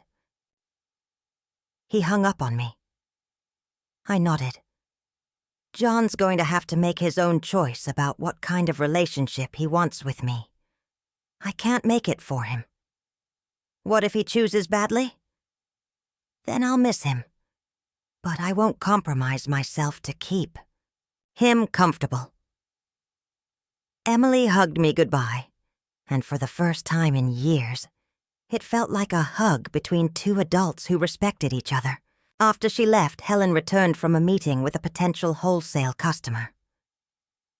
"How did it go with Emily?" "Better than I expected. I think she's beginning to understand. And John. John's still looking for a way to make this about him." "Are you worried?" I thought about it honestly. I'm sad, but I'm not worried. I know who I am now, Helen. I know what I'm worth, and I'm not going back to being invisible, no matter who objects. "Good," she said simply, "because we have work to do." The grand opening of Carter Creation Studio was everything I had dreamed it would be, and more. The space was filled with customers, fellow artisans, local business owners, and a few carefully selected members of my family. Rachel had helped me plan the event, turning it into a celebration of not just the business, but of the journey that had brought me here. The walls displayed my finest work, alongside pieces from other local artists Helen and I had decided to feature. The lighting made everything glow with warmth and possibility. "Margaret, this is stunning," said Linda Morrison, the president of the Chamber of Commerce. "You've created something really special here." "Thank you. It's been a long time coming." "I heard you're planning to offer classes. Starting next month, Helen and I want to teach others what we've learned, not just about the crafts, but about building a sustainable, creative business." Sarah, my landlord, approached with a smile. "I told you that you'd do amazing things here. I had no idea how right I was." The afternoon was full of conversations like this. People who saw my work, understood its value, and treated me as the accomplished businesswoman I had become. It was intoxicating after years of having my achievements minimized or ignored. Frank stood near the entrance, greeting people and proudly explaining that he was Margaret's husband. The pride in his voice was genuine, and it warmed something in me that had been cold for too long. "He's different," Ruth observed, joining me as I watched him. "We're both different." "Are you happy with the changes?" "Most of them. The hardest part is accepting that some relationships may not survive the transition." "John?" "John. He still calls, but only to argue about money, or to complain that I'm not the mother he remembers. And Emily? Emily's trying. She really is. We had lunch last week, and she actually asked about my work instead of immediately launching into her own problems. That's progress. It is. Slow progress, but progress. As if summoned by our conversation, Emily appeared at my elbow, looking elegant in a navy dress that probably cost more than I used to spend on clothes in 6 months. "Mom, the photographer from the newspaper wants to interview you. Are you ready?" "As ready as I'll ever be." The interview was brief, but meaningful. The reporter, a young woman named Jennifer, asked thoughtful questions about my journey from overlooked mother to successful entrepreneur. "What would you say to other women who feel invisible in their own families?" she asked. I thought carefully before answering. I'd say that your worth doesn't depend on other people's recognition of it. Start small, but start. Build something that's yours, something that makes you proud. And don't wait for permission to take up space in your own life. Any regrets about the changes you've made? I regret waiting so long to make them, but I don't regret the changes themselves. Living authentically is worth the disruption it causes. As the afternoon wound down, I found myself alone in the studio for a moment, surrounded by the evidence of everything I'd built. The quiet was peaceful, filled with potential rather than emptiness. My phone buzzed with a text from Mrs. Benson. "Saw the article in the paper. So proud of you, dear. You're an inspiration to all of us." Then another, from Helen. "Perfect day. Perfect beginning. Ready for the next adventure?" And finally, one from Rachel. "Mom, watching you tonight made me realize what courage looks like. Thank you for showing me that it's never too late to become who you're meant to be." Frank appeared in the doorway, looking tired but content. "Ready to go home?" "In a minute." I walked through the studio one more time, touching the displays, straightening a few pieces, savoring the reality of what I'd accomplished. This space was mine. This business was mine. This life was mine. "Margaret?" Frank's voice was gentle. "Are you all right?" "I'm perfect," I said, and meant it completely. As we drove home, I thought about the journey that had brought me here. The years of feeling invisible, the gradual awakening to my own worth, the difficult conversations and painful truths, the relationships that had been damaged and the ones that had been deepened. "I got a call from John today," Frank said quietly. "About what?" "He wanted to know if you'd made any decisions about sharing the business profits with the family." I felt the familiar tightness in my chest, but it passed quickly. "What did you tell him?" "I told him that the business is yours, that you earned every penny, and that if he wants money, he should earn it himself." "How did he take that?" "Not well. He accused me of being brainwashed by you." "Do you feel brainwashed?" Frank was quiet for a moment. I feel like I finally woke up. At home, we sat on the porch, as we had so many evenings since our confrontation. The neighborhood was quiet, peaceful in the way that comes after a day of meaningful work. "Do you think John will ever come around?" Frank asked. "I don't know. I hope so. But I can't control his choices, and I won't compromise myself trying, too. And Emily. Emily's trying. That's all I can ask for. And us?" I looked at my husband, this man I'd shared 35 years with, who was finally learning to see me as I actually was. "We're learning," I said. "Both of us." As we sat in comfortable silence, I thought about the woman I'd been 6 months, ago, exhausted, invisible, pouring herself into everyone else's life while her own dreams withered. She felt like a stranger now, someone I remembered with compassion but no longer recognized as myself. The woman I was now, confident, successful, unafraid to take up space, felt like someone I'd been waiting my whole life to become. My phone buzzed with one final message of the day from an unknown number. "Mrs. Carter, I was at your studio opening today. I'm 45 and have been feeling invisible in my own family for years. Your story gives me hope that it's not too late to find my own voice. Thank you." I showed the message to Frank. "You're going to get a lot of those, I think."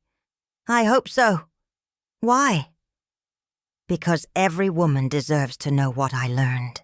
That you don't have to wait for other people to see your worth. You can claim it yourself." A shooting star streaked across the clear night sky, bright and brief and beautiful.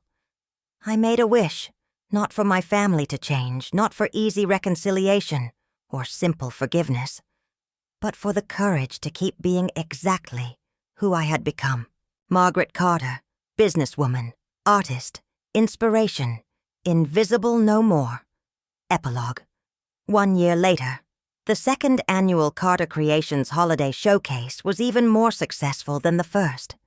The studio had expanded into the adjacent space, and Helen and I were training our third group of apprentice artisans. The business had grown beyond my wildest dreams.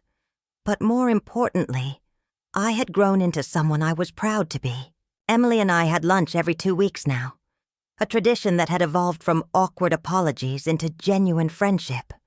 She'd started her own consulting business and often asked for my advice on entrepreneurship and work-life balance.